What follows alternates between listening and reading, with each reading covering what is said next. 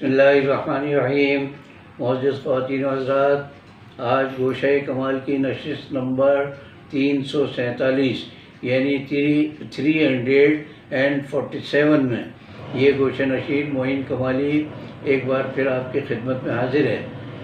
آج ہمارا کچھ سیاسی اور کچھ حیوانی قسم کا موضوع ہے، اور شروع میں یہاں سے کرتا ہوں۔ اصل میں مجھے کل سے وہ بندر بہت یاد آ رہا ہے جو درختوں پر اچھل کود کر کے اور لوگوں کو فائدہ پہنچاتا، علاج کرتا تھا، حکمرانی کرتا تھا۔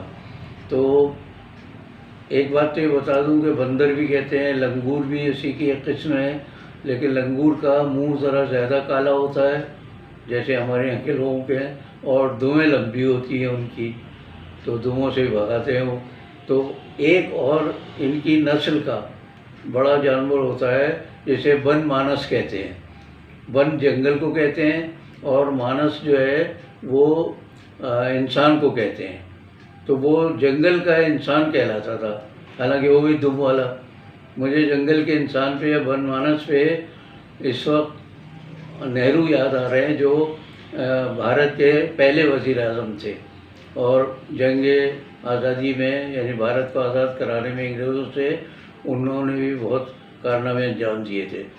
تو انہوں نے ایک بار ہندوؤں کے، انتہا پسند ہندوؤں کے کہنے پر یہ فیصلہ کیا کہ اب ہم جو بھی تقریر کریں گے ہندی میں کریں گے۔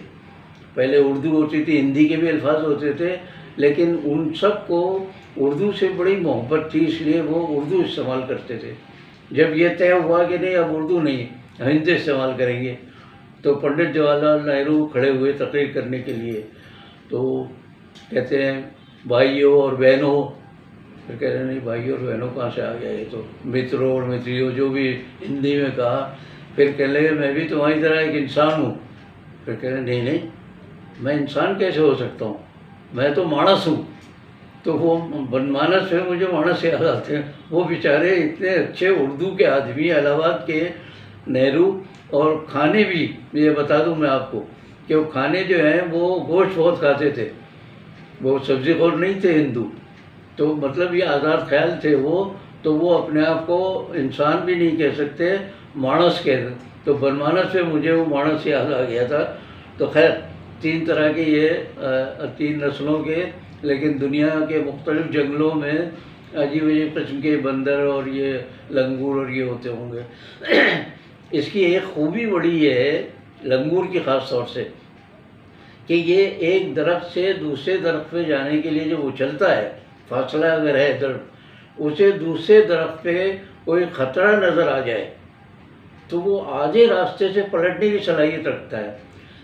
ورنہ جمپ کا یا بھاگنے کا ایک اصول یہ ہے کہ جب چل پڑے تو واپس آسان نہیں ہوتا، وہ فوراً پلٹ کے اپنے اصل درخت کی طرف چلا جاتا ہے۔ تو بہرحال آج مجھے یہ اس لیے یاد آ رہے ہیں بندر وغیرہ۔ اس میں 1-2 باتیں اور رہے گی، پہلے وہ بتا دوں میں کہ اس کو ہنومان کہتے ہیں بھارت کے لوگ، یعنی ہندو انتہا پسند جو ہیں اس کو ہنومان، یہ ایک دیو مالائی ان کے کردار ہے بندر کا۔ تو اور اسے بجرنگ بلی بھی کہتے ہیں، عجیب عجیب نام ہے اس کا۔ یہ اس کی پوجا کرتے ہیں، یہ ان کے نزدیک بجرنگ بلی ہے، بڑا دیو مالائی کردار ہے، اور سمجھ لیں کہ بہت مقدس سمجھا جاتا ہے ہندوؤں میں۔ میں جب احمد آباد میں تھا، سب کو پہلے بتا چکا ہوں، میں پاکستان جب آیا ہوں تو اس سے پہلے اجمیر میں تھے، لیکن پاکستان آتے وقت میں احمد آباد میں تھا۔ تو احمد آباد میں میری والدہ جب روٹیاں پکا رہی ہوتی تھی باورچی خانے میں، مجھے بہت اچھی طرح یاد ہے کہ وہ روٹی اتارتی تھی توے سے اور اس میں رکھتی تھی چنگیزی یا جو بھی کہتے ہیں اس کو، اس میں رکھتی تھی۔ بندر بیٹھے ہوئے وہاں انتظار کر رہے ہوتے دیوار پر، جہاں نظر والدہ کی ادھر ادھر ہوئی پلٹی ادھر، اور اتنی تیزی سے آگے روٹی اٹھا کے لے کے بھاگ جاتے تھے۔ یہ چشمدید بتا رہا ہوں، یہ بات میں نے اپنی آنکھوں سے دیکھا ہے یہ۔ تو اس کی وجہ یہ ہے کہ بندر کو چونکہ وہ ہنومان مانتے ہیں، ہندو اس کو کچھ کہہ بھی نہیں سکتے، نہ مار سکتے۔ تو اس لیے ہندوستان میں یا بھارت میں جہاں جائیے آپ کو بندر ہی بندر نظر آئیں گے. انسانوں کے سے کچھ کم ہی ہوتے ہوں گے بندر وہاں. بہرحال تو وہ اس کی ایک خاصیت یہ ہے کہ وہ سامنا نہیں کر سکتا، چھپنے کے بعد روٹی لے کے بھاگتا ہے وہ. تو ہمارے یہاں جو بندر جن کا آپ ذکر کرنے والا ہوں ان کی بھی ایک خوبی ہے کہ وہ اکثر سامنا نہیں کرتے، وہ چھپ کے وار کرتے ہیں وہ اور دھوکہ دیتے ہیں. بندر کے لیے ایک اور محاورہ یا مثال ہے کہ بندر کے ہاتھ میں استرا بہت خطرناک ہوتا ہے. جتنے ہمارے یہاں مقتدر لوگ ہیں ان کے ہاتھوں میں اگر استرا آ جائے تو وہ لہو لہان کر دیتے ہیں عوام کو. تو بندر کے ہاتھ میں استرا بالکل اسی طرح جیسے ہمارے اناڑی سیاستدانوں کے ہاتھ میں اقتدار. پھر ایک اور مثال ہے، سب شکل ہے لنگور کی، یعنی پوری شکل صورت کے لحاظ سے لنگور ہے وہ، سب شکل ہے لنگور کی، ایک دم کی کسر ہے بس اس میں.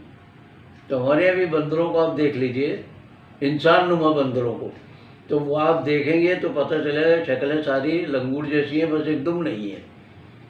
ایک اور مجھے انتظار حسین کا ڈرامہ افسانہ یاد آ گیا، آخری آدمی کے نام سے. میں بہت یاد کرتا ہوں اس افسانہ کو، اتنا خوبصورت افسانہ لکھا تھا.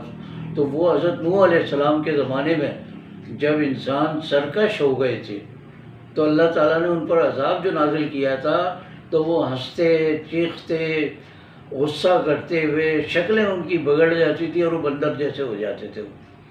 تو انسانوں کو بندر ہوتے ہوئے بھی انسانی تاریخ نے دیکھا ہے، اور یہ حضرت نوح علیہ السلام کے دور کا واقعہ ہے. پھر اس کے بعد بندر کے لیے ایک اور مشہور ہے مثل کہ بندر کے ہاتھ میں ادرک اگر آ جائے تو پنساری بن بیٹھتا ہے، کہتا ہے میں تو پنساری ہوں. ان سب کو ہٹا کر میں ایک ایسے بندر کا ذکر کر رہا ہوں جو ہمارے یہاں قدم قدم پر پایا جاتا ہے. تو وہ بندر مثال کے طور پر تمثیلی ہے یہ انداز. تو جنگل کے لوگوں نے ایک دفعہ کہا کہ بھائی بندر کو ہم اپنا جو ہے وہ طبیب مان لیتے ہیں، بڑا طبیب یا بڑا سردار مان لیتے ہیں ہم اس کو. تو ٹھیک ہے، بندر نے بھی قبول کر لیا کہ باپ اس سے بڑا اور کیا ہوا کہ میں چیف سمجھ لیں کہ میڈیسن کا آفیسر ہوں. تو اتفاق سے کوئی ایک جانور بیمار ہو کر لایا گیا اس کے سامنے. تو بندر نے کہا کہ اچھا بیمار ہو گیا، کیا خرابی ہے؟ کہ نہیں یہ خرابی ہو گئی اس میں. تو پہلے ابھی ٹھیک کر دیتا ہوں میں اس کو، لیٹاؤ اس کو یہاں درخت کے نیچے. اب درخت کے نیچے اس کو لٹا دیا مریض کو، اور یہ طبیب یا سرجن یا ڈاکٹر جو صاحب بھی تھے یہ اپنے درخت میں وہ جنگل میں درخت فاصلے پر جو تھے تو ایک درخت سے دوسرے درخت کی طرف چھلانگیں لگا رہے ہیں. اس درخت پہ آتے پھر یہاں سے چھلانگ لگا کے ادھر جاتے اور مسلسل چھلانگیں مار رہے ہیں ادھر سے ادھر، چیختے جا رہے ہیں، کچھ پڑھتے جا رہے ہیں. اور